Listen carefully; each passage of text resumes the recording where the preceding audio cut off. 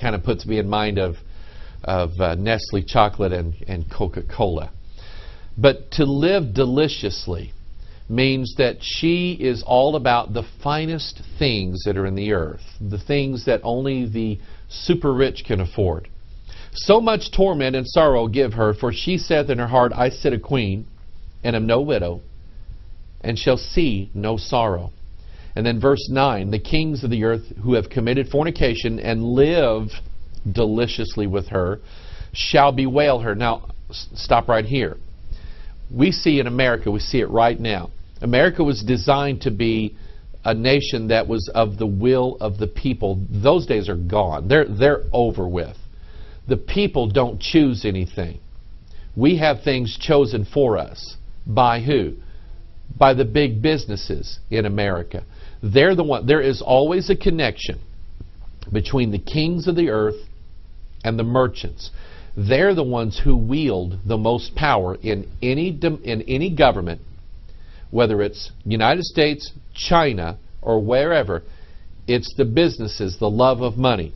So anyway, the kings live deliciously with her, shall bewail her, and lament for her, when they shall see the smoke of her burning, standing afar off for the fear of her torment, saying, Alas, alas, that great city Babylon, that mighty city, for in 1 hour is thy judgment come, and the merchants of the earth shall weep and mourn over her. For no man buyeth their merchandise any more. And then it explains in verse 12 what her merchandise is. This is an interesting list. Gold and silver and precious stones, and of pearls, and of fine linen, and purple, and silk, and scarlet, and all thyine wood, and all manner of vessels of ivory, and all manner of vessels of most precious wood, and of brass, and of iron, and marble, and cinnamon, and odors, and ointments, and frankincense, and wine, and oil, and fine flour, and wheat, and beasts, and sheep, and horses, and chariots, and slaves, and souls of men. By the way, there's 18 things here. 6 plus 6 plus 6. The souls of men. Remember what the Bible warns us about the false prophets of the last days? That they, through covetousness and feigned words, shall make merchandise of you. Look at what's going on in Christianity. It's all about book sales and video sales and offerings and money coming in to the church organization so that we can do the work of God with all your money. God says it's free. And it's supposed to be free. The merchandise of the souls of men. I'm telling you, the most precious commodity in this world is the selling of the human soul. So those who show up at the Bilderberg meeting, they're not just interested in another plane ticket or another chocolate bar or another can of Coke or another microcomputer processor being traded back and forth. That's not their biggest interest. Their biggest interest is in the sale of men's souls.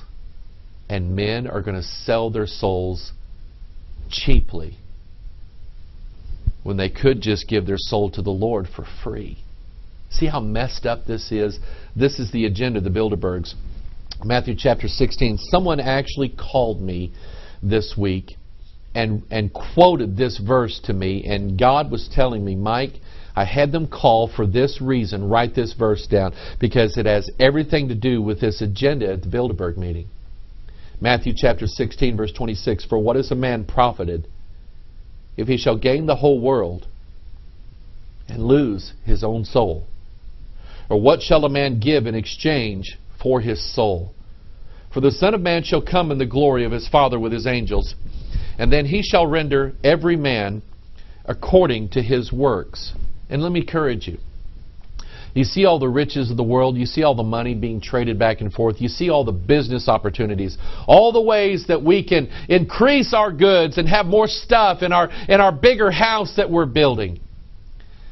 As Christians, why don't we just turn away from that? We have food. We have raiment. God feeds us. God puts a roof over our head. Doesn't matter if it's a 14-bedroom, 16-bathroom mansion. It doesn't matter.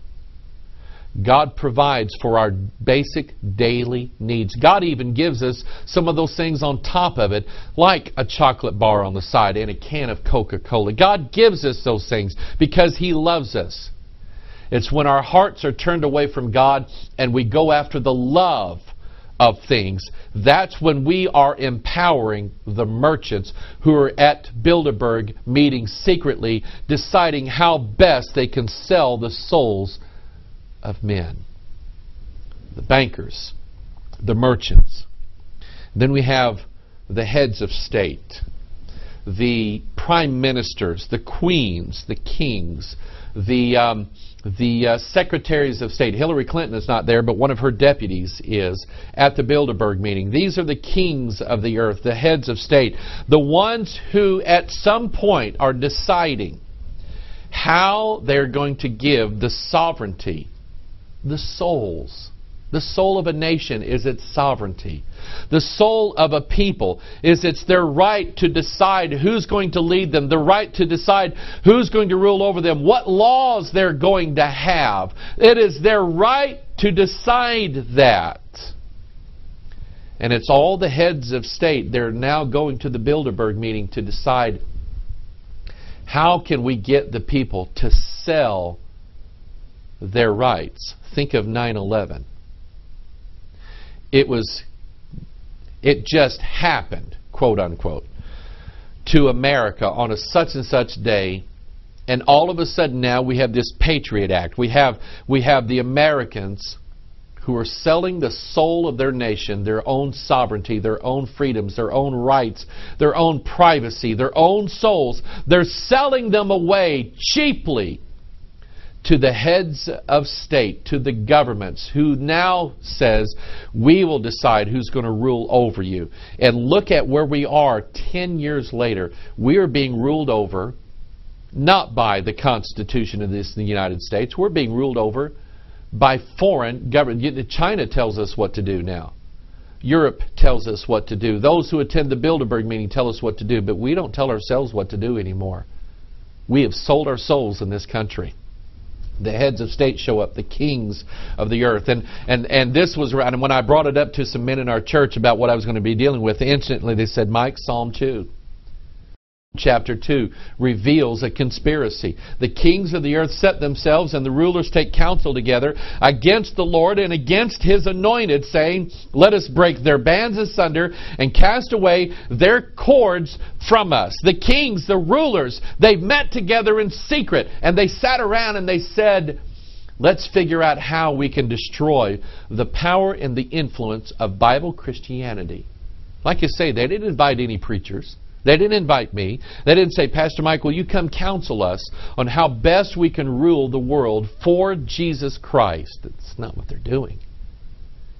And the Bible clearly points out if you're not for Him, you're against Him. And so these kings and these rulers set about, number one, to increase their own power base. Number two, we know, according to the Scriptures, that they're meeting together to decide how best to sell the souls of their nations over to the King that is coming one of these days. In Psalm chapter 2, verse 6, the Bible goes on to say, yet have I set my King upon my holy hill of Zion. And I will declare the decree the Lord has said unto me, thou art my son, this day have I begotten thee. Ask of me, and I shall give thee the heathen for thine inheritance, and the uttermost parts of the earth for thy possession. The Antichrist looks at the inheritance that Jesus is going to get, and he's jealous. And he says, I want it for myself. That's why the kings are over there. That's why the president will show up every now and then. That's why the Secretary of States and the prime ministers and the exchequers and all of those around the world, around Europe and America, they're showing up at the Bilderberg meeting deciding how can we give the sovereignty of our nation over to a cruel Lord. That's what they're doing. The bankers, the merchants, the kings were showing up there. I kept reading names of organizations. I didn't really know what they were, but I realized they were called what we call think tanks. Okay, these are people. The Kissinger group. You know Henry Kissinger, who's already said, hey, we need a new world order out there. Guess what he's doing? He was at the Bilderberg meeting with his foundation, with his group. Remember the Gorbachev Foundation. Once Gorby left the Soviet Union, he came, guess where? He came to San Francisco, set up a group called the Gorbachev Group that basically says, we're going to try to figure out how to get all the nations to work together to turn our sovereignty over so we can have a global community.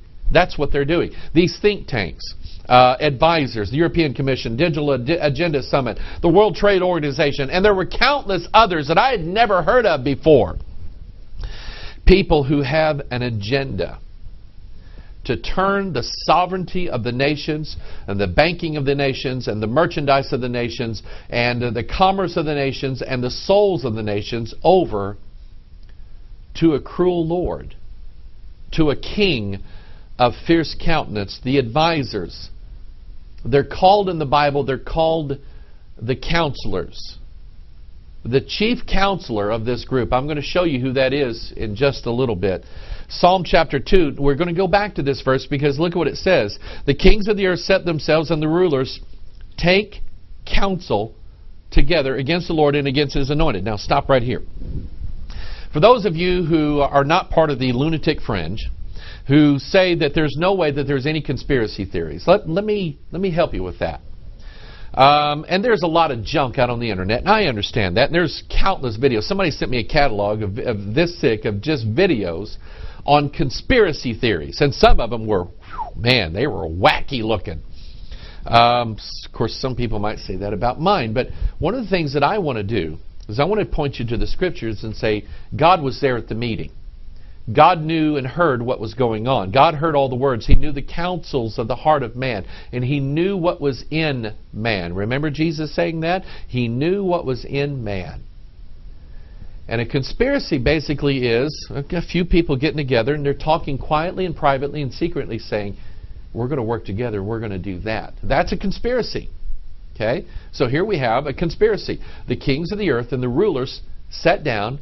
They took counsel together against the Lord and against His anointed. Listen, I'm going to tell you something. There's not room. No man can serve two masters. There's not room on planet Earth for two kings.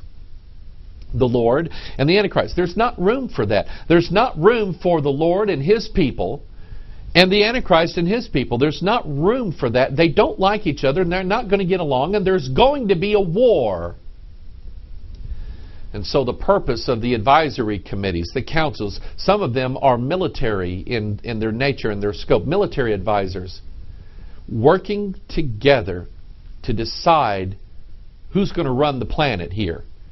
Is it going to be our Lord and our people, or the Lord Jesus and His people? They've decided that it's not going to be the Lord. They've decided that it's going to be their cruel Lord.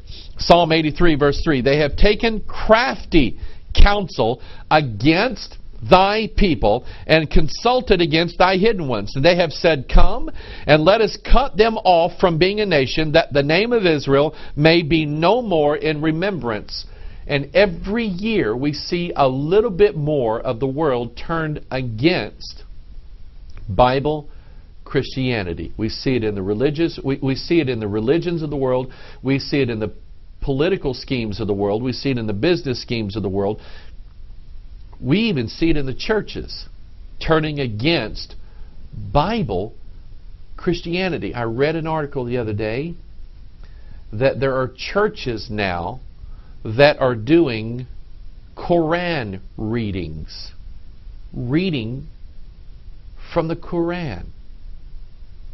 Why? They have taken crafty counsel together against the Lord, against His hidden ones, to cut off the name of Israel forever.